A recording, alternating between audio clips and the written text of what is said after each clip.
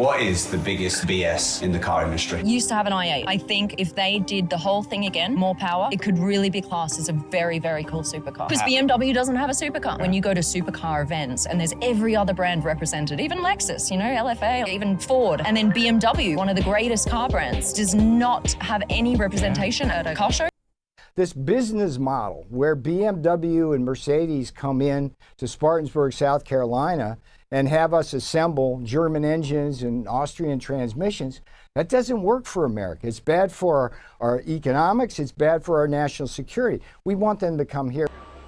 If you're thinking about buying a BMW, stop what you're doing and watch this first. BMWs carry a reputation for performance, style, and status, but there are some seriously overlooked truths that could cost you big time. From hidden maintenance traps to design flaws no dealership will warn you about, we're breaking down the 10 things every driver should know before signing that dotted line. This isn't about bashing the brand, it's about knowing what you're really getting into. The phrase ultimate driving machine has stuck with BMW for decades, and there's truth to it. The handling is tight, the steering feels like it's reading your mind, and the acceleration, smooth, responsive, addicting. But here's what they don't advertise. That experience is engineered to perfection at a cost. Most drivers don't realize how fragile that balance is, and how expensive it becomes to maintain over time. Take the suspension, for instance. BMWs are known for their multi-link setups and adaptive damping systems, which make the car feel planted through corners. But the complexity of that setup means components wear out faster than on a standard car, and when they do, you're not just replacing shocks. You're dealing with electronically controlled struts, bushings that degrade under sporty driving, and systems that can cost thousands to fix properly.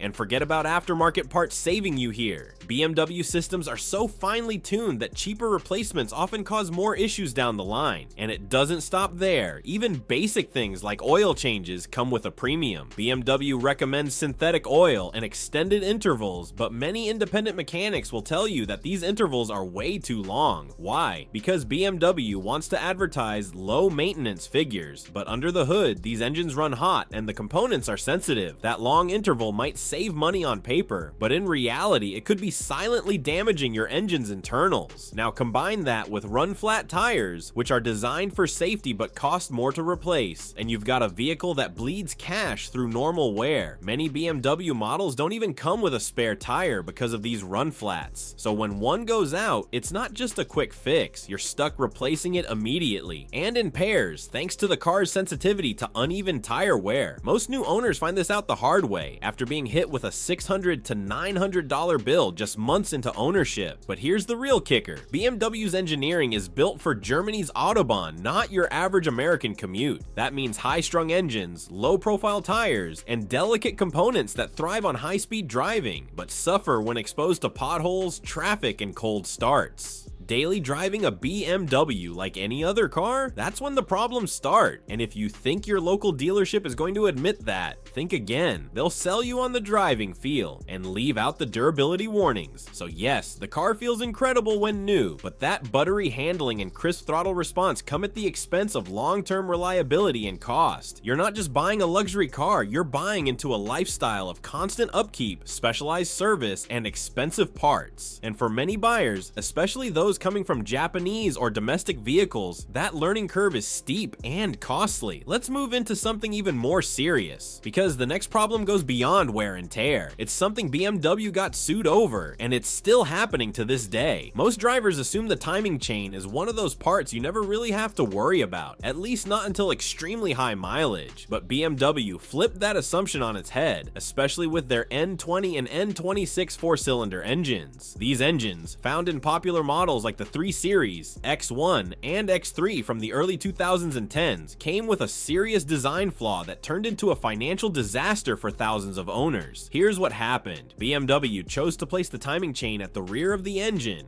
Yes, the rear, which makes it far more difficult and expensive to service. That by itself is already a red flag. But it gets worse. The plastic timing chain guides in these engines were prone to premature wear and failure. Once those guides degrade, the timing chain chain can loosen, skip, or even snap entirely. And if it snaps, you're looking at catastrophic engine damage, valves bending, pistons colliding, the whole engine potentially destroyed. What's even more frustrating is how silently this issue develops. Most drivers report a faint rattling noise coming from the engine bay, a sound that often gets dismissed by service advisors as normal. But by the time it gets louder, it's usually too late. The damage is done and you're suddenly stuck with a $5,000 to $9,000 repair bill, or worse, a complete engine replacement. You'd think this would have led to a massive recall, right? Not exactly. BMW did acknowledge the issue in some cases and extended warranties for certain VIN ranges, but many owners were left out. Unless your car was still under factory warranty or had a certified pre-owned agreement, you were likely on your own. Lawsuits have been filed, class actions have popped up, and forums are flooded with horror stories. Yet the problem still lingers in the used car market like a ticking time bomb. And don't think this is ancient history either. Plenty of these N20 powered vehicles are still being sold today on used car lots with no mention of timing chain replacements. They might drive fine during a test spin and the Carfax might look clean, but behind the scenes, that chain could be hanging on by a thread. Even if you avoid the N20 engine, BMW's move toward rear-mounted timing chains didn't stop there. Some of their newer engines, including certain B-series turbocharged variants, carry similar designs. Sure, the materials may have improved, but the risk remains. When critical components are placed deep inside the engine bay and made intentionally difficult to reach, repairs will always be more expensive and more dangerous to ignore. So what can you do? If you're set on a BMW with one of these engines, demand proof that the timing chain and its guides have been inspected or replaced. If that documentation doesn't exist, walk away or budget several $1,000s up front, because once that chain fails, it's not just an engine issue, it's a wallet killer, and no amount of driving pleasure will make up for that kind of unexpected blow. And that leads us perfectly into the next point, because even if the engine's intact, another problem could be brewing inside your dashboard, and this one's nearly impossible to fix without stripping the whole interior. If you've ever stepped into a newer BMW, you already know, it feels like sitting inside a spaceship. From the iDrive system to digital instrument clusters, adaptive lighting, gesture control, wireless Apple CarPlay, and even semi-autonomous driving modes, BMW packs its vehicles with some of the flashiest tech on the road. But here's the problem. That same tech is one of the brand's biggest liabilities long term. Most drivers don't realize just how fragile BMW's electronics can be. What looks like cutting-edge luxury on the surface often hides a mess of over-engineered, failure-prone components behind the scenes. Ask any experienced BMW mechanic and they'll tell you, once the electronics start acting up, it's rarely just one thing. It's a domino effect, and the repairs aren't just inconvenient, they're shockingly expensive. Let's talk about the iDrive system first. Sure, it looks slick when it's working, but when it crashes, which it does often, you're suddenly locked out of navigation, media, phone connectivity, and even some vehicle settings. Software updates help for a while, but they don't fix the root issue. The system relies on a fragile web of modules, sensors, and fiber optics that don't age well. Some users report complete blackouts of the screen, others lose backup camera functions, or find themselves dealing with random resets while driving, and in many cases, fixing it means replacing the entire head unit, costing upwards of $2,000. Then there's the footwell module, a seemingly minor component responsible for managing interior lighting and key electronic features. You'd never think twice about it until it fails and leaves you without working turn signals, headlights, or power windows. It's such a common failure point that BMW issued a recall for certain years, but again, only select VINs were included. Thousands of owners have been left paying out of pocket for what's essentially a cheap part in an overcomplicated housing. It doesn't stop there. Adaptive headlights, electronic steering systems, lane departure sensors, and backup radar modules are all deeply integrated into the car's software. If one goes down, it often triggers a cascading effect of error messages. And forget about DIY repairs. These systems are so intertwined that replacing a single part can require factory-level reprogramming. That means a trip to the dealer, specialized diagnostic tools, and labor fees that rack up fast. Here's the real kicker. BMW's wiring harnesses are known to degrade faster than many other brands, especially in hot or humid climates. Some techs have opened up 5-year-old cars only to find corroded connectors, failing grounds, and brittle insulation. Once that happens, you're no longer troubleshooting a feature. feature. You're chasing ghosts across the entire vehicle's electrical network. Used BMWs with failing electronics are often passed around between private sellers because nobody wants to deal with the dealership diagnostics. And dealers, they'll reset codes and keep things quiet just long enough to push the sale. 1 week after you drive off the lot, you might start seeing those dreaded chassis stabilization or drivetrain malfunction warnings pop up, and that's when the real headache begins. So yes, BMW might be leading the charge in automotive tech, but if you're buying used, you're also inheriting all the risk. Unless you're covered under warranty, every beeping sensor and blinking light could be a 4-figure repair. Most drivers never see it coming until the dashboard turns into a Christmas tree and the service advisor starts printing out an invoice that looks more like a mortgage statement. And if you thought electronic problems were bad, wait until you hear what's going on under the hood with BMW's turbo engines, especially the ones they never warned you about. Most buyers get excited when they hear the words twin power turbo, and who wouldn't? BMW's turbocharged engines deliver incredible torque, silky smooth acceleration, and impressive fuel efficiency for their performance class. But what most drivers don't realize is that behind all that boost lies a series of engineering shortcuts and design flaws that have quietly cost owners thousands in premature failures. Let's start with the basics. BMW's turbo engines, like the N54, N55, B58, and even the newer 4-cylinder variants, have built a strong reputation in the performance world, but they've also earned another reputation in the service bay: frequent, expensive breakdowns. From blown charge pipes to failing high-pressure fuel pumps, these engines have a pattern of weak points that show up sooner than expected. One of the most notorious culprits is the plastic charge pipe. This is the component that channels pressurized air from the turbocharger into the engine, and BMW, for reasons that continue to frustrate enthusiasts and mechanics alike, decided to manufacture it out of thin plastic. Over time, and we're not talking that much time, these pipes crack under pressure, often while you're driving. The result? A sudden loss of power, a massive engine warning light, and a car that can barely limp to the side of the road. Another common issue? Wastegate rattle and turbo failure. In models with the N54 engine, like the early 335i, the wastegates that regulate turbo pressure are prone to premature wear. Once they start rattling, the system struggles to build proper boost, which can lead to reduced performance, increased emissions, and eventual turbocharger failure. BMW did extend the warranty for some of these problems, but many owners still got hit with multi-$1,000 repairs because the issues didn't show up until after the coverage expired. And then there's the oil situation. These engines are very particular about oil quality and change intervals. BMW's own guidelines recommend extended intervals that many technicians now consider dangerous. Why? Because turbocharged engines run much hotter than naturally aspirated ones, and oil degrades faster under those conditions. Old or low quality oil doesn't just reduce performance, it can lead to clogged oil passages, worn turbo bearings, and full-on mechanical failure. Once that turbo seizes up, you're looking at a repair bill in the $3,000 to $5,000 range, and that's if nothing else got damaged along the way. Let's not forget the cooling system either. BMW's turbocharged powertrains put a heavy load on radiators, water pumps, and thermostats. In many cases, the water pump is electric, and when it fails without warning. 1 minute the engine is running great, the next minute it's overheating. And that's not a slow temperature creep you can catch. It's a full-blown red zone spike that can warp the head or blow a gasket in under a minute. Most buyers just assume these are the risks you take when buying a performance car. But here's the thing, other brands don't have nearly this level of turbo-related failures. BMW's issue isn't just that they pushed the envelope, it's that they did so while cutting corners on component quality. That twin power badge might sound sexy, but for a lot of owners, it's turned into a ticking time bomb under the hood.